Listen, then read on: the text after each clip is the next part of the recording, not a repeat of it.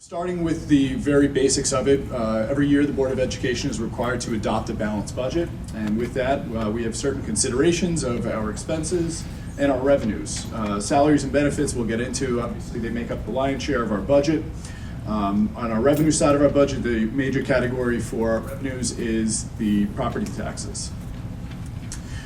An overview of what we'll be discussing this evening are our goals, the budget development process, budget approaches, which range from, on a spectrum from very decentralized budget approaches, otherwise known as site-based or historical consumption, up to a very centralized approach, which is known as zero-based budgeting. What's included in a budget? Contingency and appropriated fund balance. So we start with our goals. So we've been on this journey implementing the strategic coherence plan for the past several years, focusing on curriculum, instruction, assessment, learning environment, and professional learning.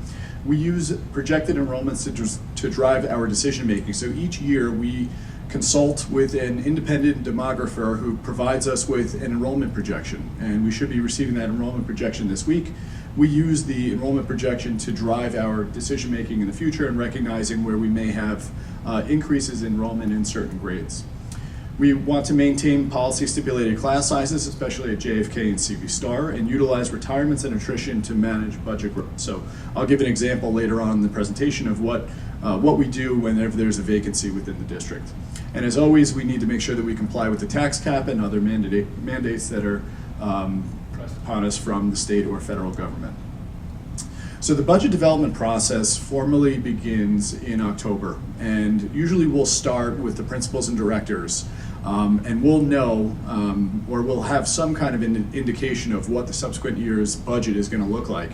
And in fact, at each of our past board meetings, you may have heard me mention some kind of a budget tidbit. So information starts to pour in beginning in September. So you see here in September we start to get some information, November a little bit more, December a little bit more. But we're still waiting until the end of April until we have really the final piece of the puzzle, and that really concludes when the state adopts its budget on April 1st of each year.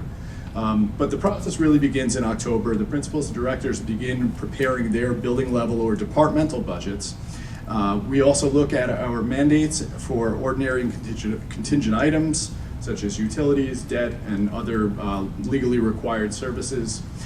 We also prepare our our salary projections for each of our employees. So we'll talk about this in greater detail in the third installment of Budget 101, but every single one of our employees operates under an employment contract, whether through a collective bargaining unit or an individualized employment contract. And with each of those, it has certain stipulated salaries and benefits that are applied to each employee, and we use those in our projections for each year. So budget approaches. So it's obviously a spectrum. It goes from very decentralized models and site-based budgeting all the way up to very centralized models and zero-based budgeting. And in between are incremental budgeting, line item budgeting, and program budgeting, which are used less frequently. So which technique works best? So it really depends. And in fact, we actually use pretty much one of each of those different models. In terms of salaries and benefits, which make up the lion's share of our budget, this gigantic blue area, about 75% of our budget, it's really evaluated on a zero-based budgeting technique. So every position within the district is evaluated independently. The second category here in the green, which are equipment, contractual expenses, supplies, BOCE services, I call this all of the stuff. I think I refer to it later on in the presentation as ECSB, just because we love acronyms, and it makes it a little bit easier. So this is really where the the building level budgets, the departmental budgets fall within the budget pie chart here. They make up about 15% of the budget. The final category, debt service and transfers, interfund transfers, are also on a zero-based budgeting technique. So it really ranges and it depends on the specific expense. So getting into salaries and benefits, again, each position is evaluated independently during the budget season based on the following factors. So we have a board policy on class sizes. It's policy 4420. We use the projected enrollment report, which again, we're in the process of, we're actually waiting for it. We should be getting it this week. We evaluate our IEPs, our IEP counts, our ENL counts, and special course offerings. So Each time there's a retirement or a resignation within the district, we're evaluating that position in terms of whether or not it's necessary to continue. So here in this example, and again, this is just an example, a teacher's retirement at the elementary level is evaluated against an outgoing 5th grade cohort that's 30 students greater than the incoming kindergarten cohort. So here are the questions that we usually ask. Is this position still needed at the elementary level to lower class sizes in another grade, say kindergarten or 1st grade?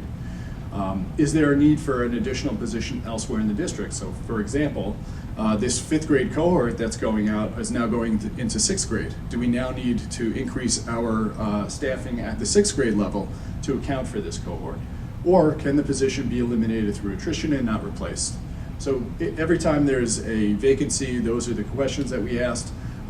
In difficult budget years, our goal is, if we need to reduce staff, that we do it through attrition and retirement and not through reductions in force, which obviously are very uncomfortable. Does anyone have any questions with regard to salaries and benefits? So then the other category, ECSB, just because it's quicker to say.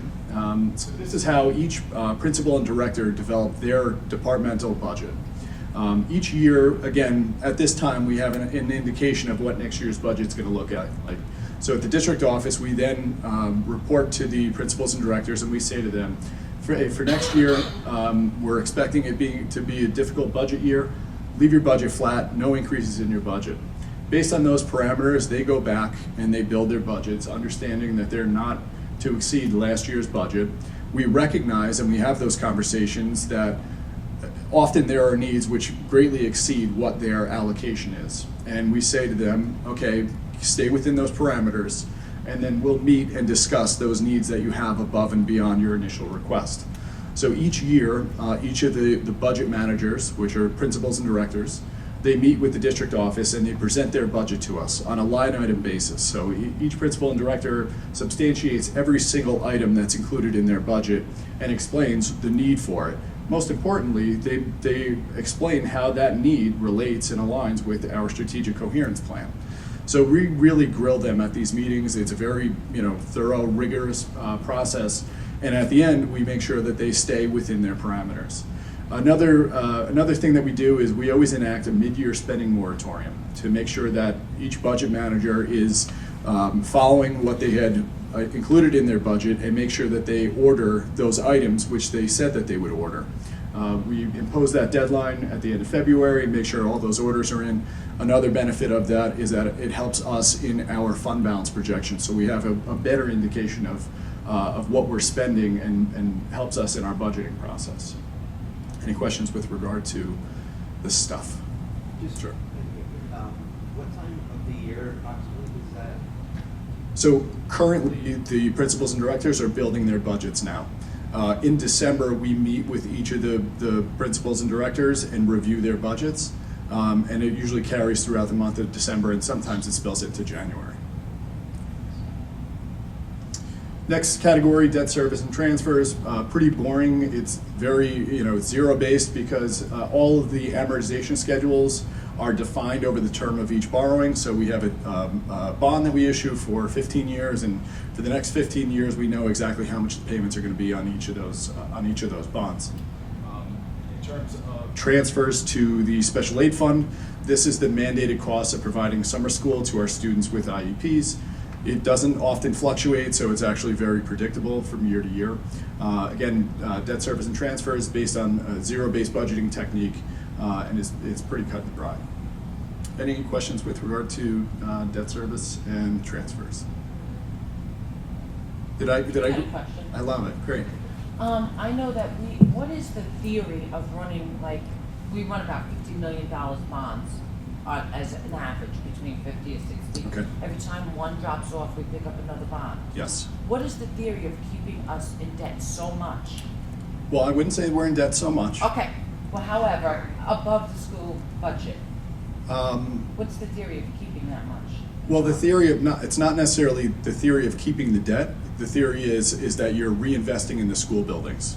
So, Brewster over the past probably 20 years has continue to upgrade or just maintain the facilities through the issuance of capital project bonds. And the strategy there is to not increase the tax levy beyond what it is currently. And in order to maintain a level tax levy, we time the debt extinguishment of the old bond before replacing it with the new bond. So it's not necessarily that the goal is to maintain debt where it is. The goal is to maintain the facilities in the condition that they're in, or even better, to improve the facilities. Does that make sense? Yeah. And then, and I just want to add to that, so there is two things. So we just had our financial statements presented at the October 15th board meeting. And I wanted to note that the auditor did remark and say that our debt as a percentage of the budget is below industry standard, which is a good thing. I also want to add to that is that we have a bond rating, and our bond rating obviously looks at our debt debt ratio, and obviously we're in good standing. Our bond rating is AA2, which is a good rating for school districts. It's actually among the highest that school districts can achieve. So in terms of our debt is at a reasonable level. And most importantly, we want to maintain our facilities and continue to invest in our facilities. And that's the thinking behind replacing old debt with new debt, so that there's no increase on the tax levy. All right. Thank you. I'm going to ask my questions. No, and I appreciate I've been it. quiet too long. No, and please do. Honestly, I really want this to be engaging and conversational. Another question. A lot of school districts actually put capital reserves away, Yes, and we do not put any. we do not. We do not. That was a question. Yes. Why do we not put anything away? We do not just be, it's a terrible answer, we never have, but we should. And the benefits of a capital reserve, and we did discuss this at a board meeting a few years ago, I want to say maybe 2 or even 3 years ago. At the time, we just felt like it would not have gained public support. And we didn't pursue it any further, but we did discuss it at a board meeting in, I want to say maybe February of 2018 or 2017, and it was just determined at that time that it wouldn't be supported by the public. But the benefits of a capital reserve are you're putting money aside for later, as opposed to bonding where you're paying interest. So really, you're by establishing a capital reserve, not only are you avoiding that interest expense, but you're actually earning very little bit of interest on the money that you're setting aside, and then you're not incurring any borrowing fees or interest. So capital reserves are a great way to invest in the facilities, and on a smaller, for smaller projects, it would certainly be worthwhile. So we often talk about, or we often get questions, and Glenn Fryer, our Director of Facilities, is here this evening, so thank you for coming. So we often get questions about, at least once a year or several times throughout the year, how many years do we have left on the turf field? How many years left do we have on the turf field? So, the turf field, replacing the turf field would be a perfect example of why we should establish a capital reserve. Because, number one, you don't get any building aid on a turf field. So by establishing a capital reserve, we could set aside funds each year, requiring the authorization of the community. We could set aside funds each year, and then ultimately replace it with those funds which we've set aside. So to answer your question, why haven't we? I have a terrible answer, and it's because we've never done it before, but we should. Part of that question. I know we're allowed to about 3% of our budget for, I guess, to have in the bank savings or however. 4%. 4%. With the capital gains, does that include the 4%, or is it a separate? With the Is it capital part of the with the 4%? capital reserve? Yeah, if we had a capital No, reserve. the capital reserve is separate and apart from that The 4%. Okay, that was Yes. another part of the question, sorry. Right. Who is the person that would give you the authorization? Is the school board? No, that's the community. So in order to establish a capital reserve, we have to first go out to the community, ask the community, will you allow us to establish a capital reserve? And you have to specify its purpose, its term, and the amount. So for example, if we wanted to go out and say, we want to establish a capital reserve for the replacement of the turf field, and we want to do it within the next, say 5 years. And we anticipate that the cost will not exceed $1 million, just as an example. The community would have to vote in favor of establishing this capital reserve, which would then give us authorization to create the reserve. Each year, we would be able to fund it through surplus operated throughout the year. And then at the conclusion, or when we have enough money available, we then have to actually go out to the community again and say, okay, we've raised this $1 million over the past 5 years that you've authorized us. Now, are we allowed to spend it and replace the turf field? So it actually requires 2 votes, 2 referendum votes, and that's how it would take place. And again, we did have this conversation a few years back, and we talked about, many of the other local districts do establish capital reserves, and it could certainly be a conversation that we bring back to the board this winter. So I guess that's my follow-up question. So it's the board that's deciding if you put it out for vote? Yes. Is that vote a part of the budget vote, or is it It's a separate proposition. It's a separate proposition. So proposition number 1 is always the budget vote. We've traditionally had proposition 2, which would be our borrowing for bus purchases. This would then become proposition number 3. I guess that's what I was trying to ask. Like, is it at the same time, or does it occur during the same vote? People could, they go to vote. You could put up a proposition at any point during the school year, but I would recommend that you do it in concert with the budget vote, because then you're likely to get a majority of the voting public. You wouldn't want to, put something out at a time where people may be unavailable to vote, and then only, say, the athletic community would then come out and vote. You wouldn't want it to appear that you were catering to that. Great questions, thank you. Keep them coming. Is the debt that's expiring, is that the renovations that were done to the high school? But I believe the debt that's expiring at the end of the 2019-20 year, so this current year is when debt is expiring. I believe it applies to construction that took place about 10 or even 15 years ago. And I'm not, to be honest, I'm not even quite sure what work was completed. It predates me. Okay. And then the capital improvement, if we were to save for that, how would that affect the saving for TRS? Because I know that we're planning on saving for that as Well, they are separate reserves, so a decision would have to be made. How much are we putting in our TRS reserve? How much are we putting in our capital reserve? And we do have a finance committee that meets each June to have that conversation. So each June our finance committee meets, we present to them our best guess at a fund balance projection at that point. And we may meet and say, we're projecting a surplus for the year of $300,000. Our recommendations for reserve levels are X, Y, and Z. And then we'll have conversations about how we arrived at X, Y, and Z. Ultimately, the finance committee will then make a recommendation to the board, who then establishes the reserve amounts at the last meeting in June. Thank you. Any other questions? This is great. I really appreciate the questions. Okay, so moving on to our next discussion item is contingency. So contingency is basically money available in the budget for what if. So here is a non-exhaustive list of what ifs. So each year, we may have a number of employees who are out on long-term medical leave, maybe due to a maternity leave, paternity leave, unfortunately sometimes workers' compensation leaves. So while that employee is out, we also have to pay for his or her replacement. We don't know how many people are going to be out on leave because of these reasons. Students with IEPs who may require new one-to-one aids or related services, or unfortunately, some of our students may need to be placed out of district, and we have to pay for the tuition costs and the transportation costs. And for a single student, it could unfortunately at times cost us in excess of $100,000 when we're placing a student outside of Brewster. Utility increases. So suppose there is a crisis and that affects oil prices.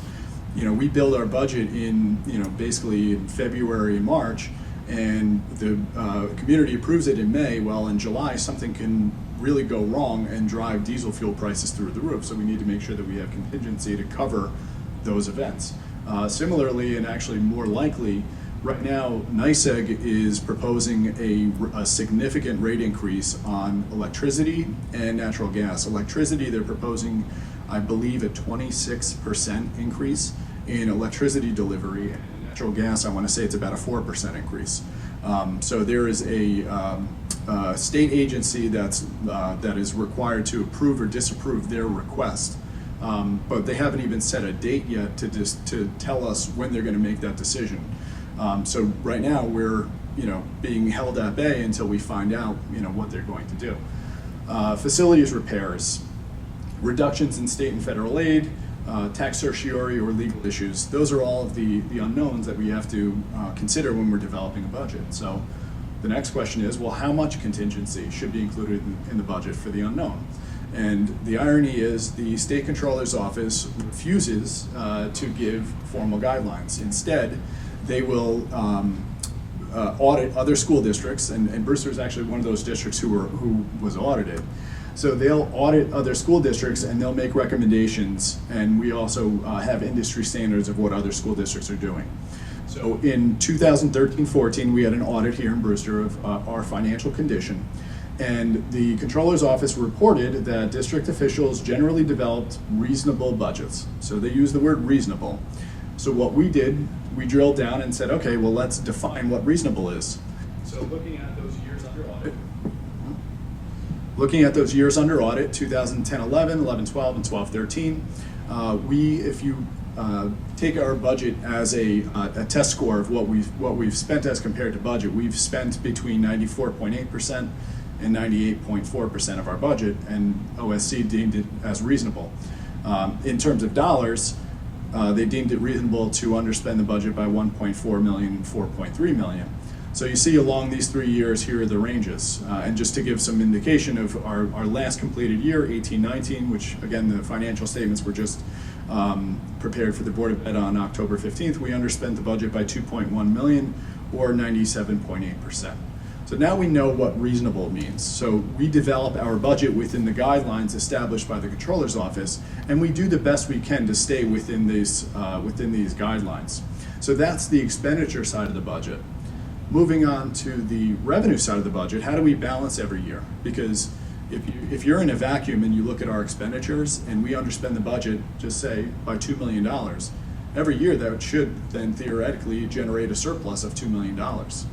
We offset that on the revenue side of the budget by appropriating fund balance. So it's very, very complicated, and I expect and I hope that I'll be asked several questions about this so I can describe it a little bit better. And actually, as a matter of fact, is there any questions going back to this slide? No. Okay. Okay. All right. So now I'm getting a little technical and geeky, but this is my wheelhouse, so I enjoy it. Okay. So looking at the expenditure budget, this gray bar here, okay, we've got a $100 million budget, and again, this is just an example using round numbers. We've got a $100 million budget, of which we expect to spend $98 million, right? Because we've got $2 million of contingency in the budget. On the revenue side of the budget, we've got revenues of $98 million. We appropriate $2 million of fund balance, meaning we say that we're going to use $2 million of our savings to offset or to really to build our revenue budget. So we say we're going to use $2 million from our savings. What actually happens is we receive the full $98 million of estimated revenues, which we expect here. So this $98 million, these are our property taxes, this is our state aid, these are our other revenues, and they really hit head on. Our revenue budget presents to us a negative variance of $2 million because we said that we were using $2 million from our savings, which we didn't actually use, and in fact, we had a negative variance of $2 million. So when you compare the two, the underspent expenditures and the available revenues, we actually break even. So each year, the goal is to break even. I know that this is a little much, but just really understand that the concept is, the theory is that every year our goal is to break even. If there are fewer unplanned expenses, our fund balance will increase. If there are more unplanned expenditures in a given year, our fund balance will decrease. Looking at our past results from operations, you can see we've done a pretty good job at breaking even, okay? Going back to 14-15, a slight decrease of 270,000. If you look at it as a percentage of our budget, it's less than 0.5% change, 0.3. So down 270, up 270. So we certainly broke even over those 2 years combined. Fast forward to 16-17, we had a great year where everything broke in our favor, okay? And our fund balance increased by $1 million. Our finance committee met that June to discuss and to review our fund balance projection for that year. And the discussion that we had with our finance committee led to a recommendation to pay down some additional debt because we wanted to put that surplus to use. So we paid down additional debt the following year in 17-18, which is always a prudent decision because it avoids future interest expense and reduced principal expense in the following years. So we put that surplus to use and then experienced, of course, a deficit in that year, but it was a planned deficit, again, as a result of paying down additional debt. Fast forward to 18-19, and we increased our surplus by just $20,000. Again, we did have a planned or an impending surplus, which we met with our finance committee, and our finance committee recommended that we transfer funds to the capital fund to begin to pay for the JFK HVAC installation project that's going to take place this summer. So again, in meeting with our finance committee, we make sure that we put our fund balance to work. Question? No, I was just curious, why did we bond the HVAC? We did not. We didn't. So in last May 2019, we had proposition number 3 that allowed us to transfer from unreserved fund balance. Correct. So we are not borrowing money for that project. And so in 2018-19, or at the conclusion of 18-19, we transferred $1 million.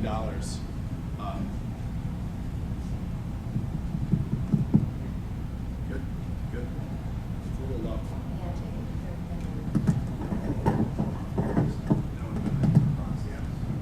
So we transferred at the end of that year, we transferred $1 million to begin to fund that project. There's total authorization of $2 million. So within this 19-20 year, we'll need to fund the remainder of that project.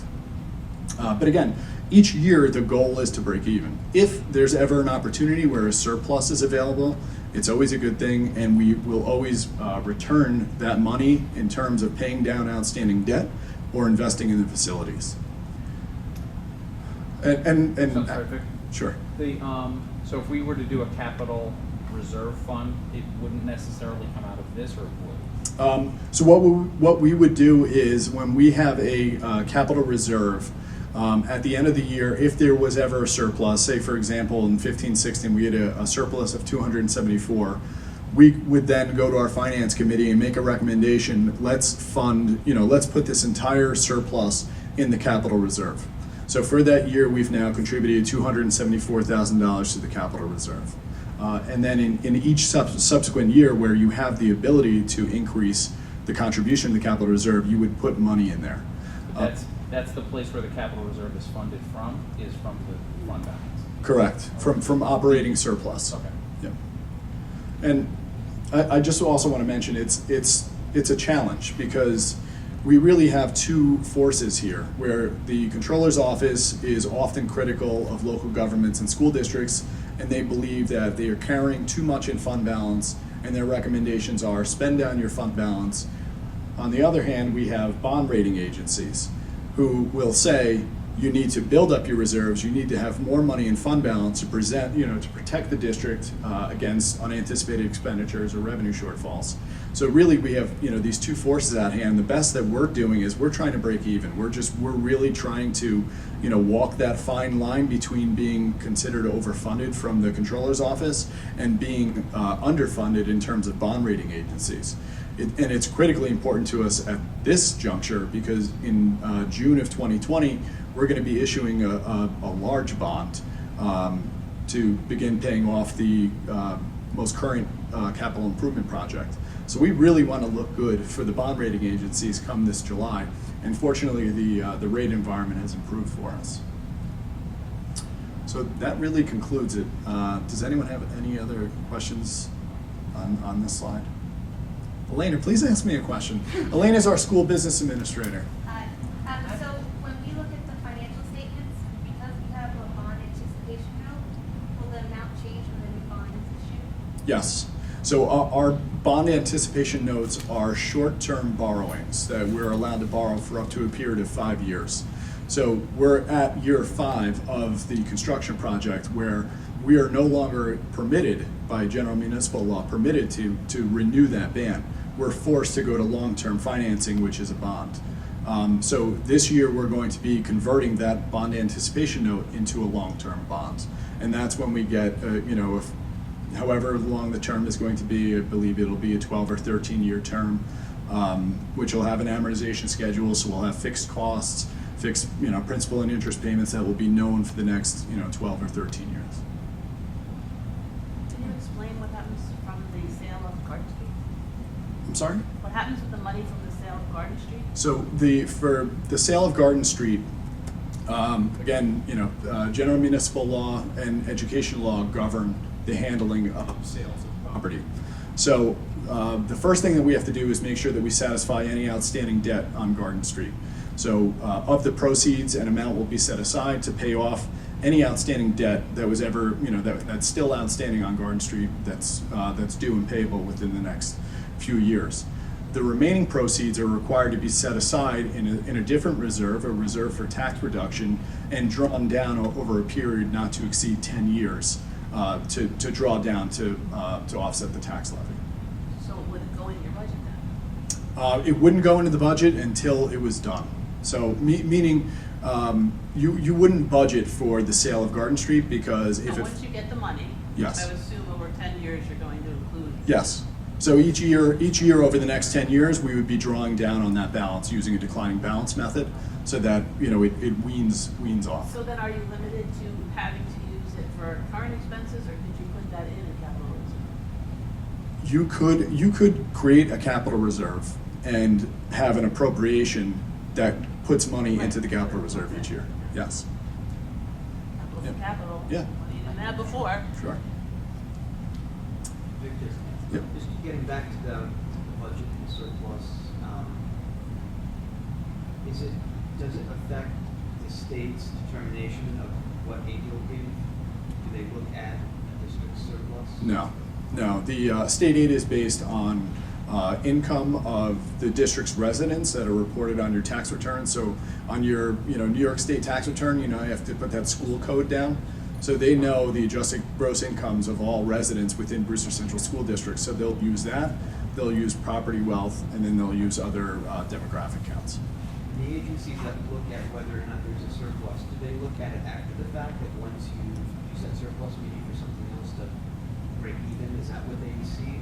Well, they'll do, so we actually just completed, or we're at the tail end of our controller's audit, and they'll look at a specific period of time. So they'll look at, in our audit, they looked at the 17-18 school year, and then up through the, their last day of field work, which was a few weeks ago. So they looked at, of course, they looked at our 17-18 school year and 18-19. So yes, they do look at a number of years.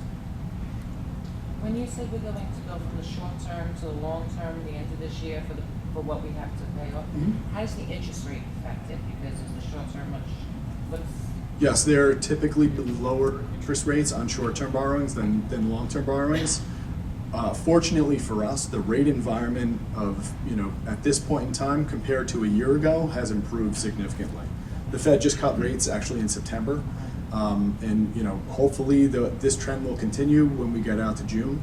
So if a year ago, we're in a much better position now than we were a year ago.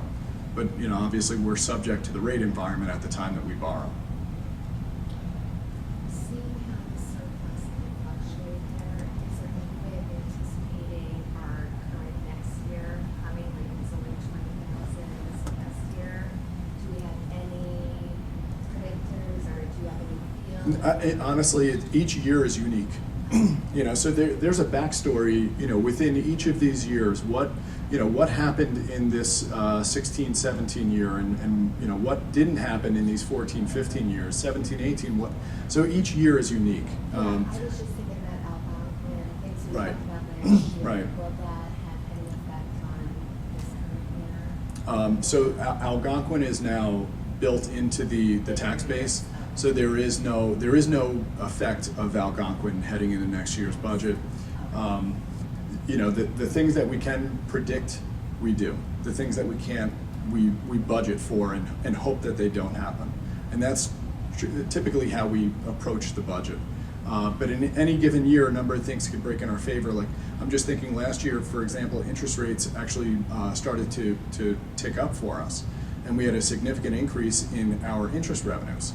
And that couldn't have been, predicted in January, February of 2018. So it really depends. Each year is unique, And as you can see, the fund balance, the surplus or the deficits can fluctuate from year to year. Our best attempt is to break even. All right. So our next Budget 101s are on Tuesday, December 3rd. We're going to be looking at our revenues. We're actually going to have a special guest from Questar 3 BOCES, Mike Lose, who's going to help us with our discussion on state aid, because it is an extremely complicated topic, and he's a state aid specialist. Questar 3 BOCES, that's all they do. They have an entire department dedicated to evaluating state aid formulas and districts' allocations to make sure that everybody's getting their fair share. Tuesday, December 17th is our Budget 101 on expenditures. We'll talk about salaries and benefits, the other ECSB stuff, debt service transfers out. We've established, again, a budget advisory committee, and the board will appoint our budget advisory committee on the 26th, and here I've embedded the link to the agenda if you'd like to take a look at it. We're going to meet 4 times, February 4th, March 17th, April 14th, and May 5th. And then you can see we have quite a number of budget presentations that we'll be delivering beginning in January 28th. So new to this year, we've shifted our budget presentations up by almost a month. Which is good, and it's also challenging because, as I mentioned, we often don't have the full picture until the state adopts their budget in April. But we're going to do the best we can to put information in as early as January 28th so the community can get involved, become aware, and hopefully we can lead to a successful budget development. So with that, any other final questions for our great? Are we gonna get a line-by-line budget this year? Sure. Will the committee meet right after these one-on-ones? No, these 101 sessions are actually, the 101s are going to end. We have 2 more, so December 3rd, December 17th, and then we're going to get into 2020 budget discussion with the advisory committee, and those meetings begin February 4th. Dr. Banla. And while we're live streaming, I think it's important for the Brewster community to know I've been in several districts that we have an outstanding CFO. Thank you. You know that. Thank you. Okay, good night, everyone. Thank you. Thank you.